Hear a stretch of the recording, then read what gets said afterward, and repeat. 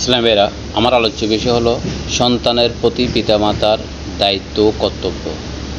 একজন সন্তানের প্রতি মাতার 6টি দায়িত্ব কর্তব্য রয়েছে। এর মধ্যে একটি হলো নাম রাখা। যখন সন্তানের নাম রাখবে তখন ইসলামী বিধান অনুপাতে আল্লাহ এবং আল্লাহ রাসূলের নির্দেশ মতে নাম রাখতে হবে। নবী করিম সাল্লাল্লাহু আলাইহি সাল্লাম বলেন যে যখন তোমরা তোমাদের সন্তানের নাম রাখবে তখন আল্লাহ সুবহানাহু ওয়া তাআলার 2টি প্রিয় নাম রয়েছে। একটি হলো আব্দুল্লাহ এবং আরেকটি হলো আল রহমান। এই দুটি হলো আল্লাহ সুবহানাহু ওয়া তাআলার প্রিয় নাম।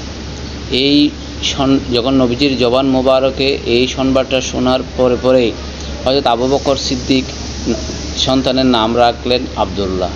এরপরে হযরত ওমর রাদিয়াল্লাহু তাআলা আনহু সন্তানের নাম রাখলেন আব্দুল্লাহ।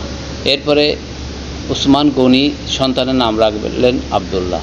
এভাবে একাধিক সাহাবী নবীজির নির্দেশক্রমে আল্লাহ সুবহানাহু ওয়া তাআলার সেই প্রিয় নামটি রাখলেন যাতে আল্লাহ সুবহানাহু ওয়া তাআলা সন্তুষ্ট হয়।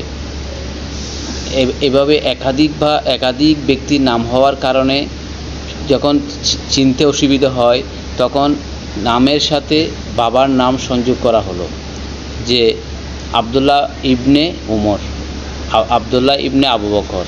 এভাবে সন্তানের নামের সাথে পিতার নামটা সংযোগ করা হলো যাতে সন্তানকে চিনতে পারে যে এটা এই সন্তানটা করিমের সন্তান, এটা আব্দুল্লাহর সন্তান, এভাবে যাতে চিনতে পারে। ইসলাম ভাইরা, আমরা যখন আমাদের সন্তানদের নাম রাখব তখন আমরা আল্লাহ সুবহানাহু ওয়া তাআলার যে নির্দেশনা সে অনুপাতে নাম রাখব। এমন নাম রাখবো না যেটা ইহুদি খ্রিস্টানের নামের সাথে মিলে যায়। অনেকগুলো নাম রয়েছে যেগুলো ইহুদি খ্রিস্টানের নামের সাথে মিলে যায়, যেমন মিলন। এই ধরনের নাম মুসলমানের মধ্যে আছে, হিন্দুর মধ্যে আছে। স্বপন হিন্দুর মধ্যে আছে, মুসলমানের মধ্যে আছে। এই ধরনের নামগুলোতে আমরা অনেক সময় দ্বিধাতে পড়ে যাই যে এই কি হিন্দু না মুসলমান।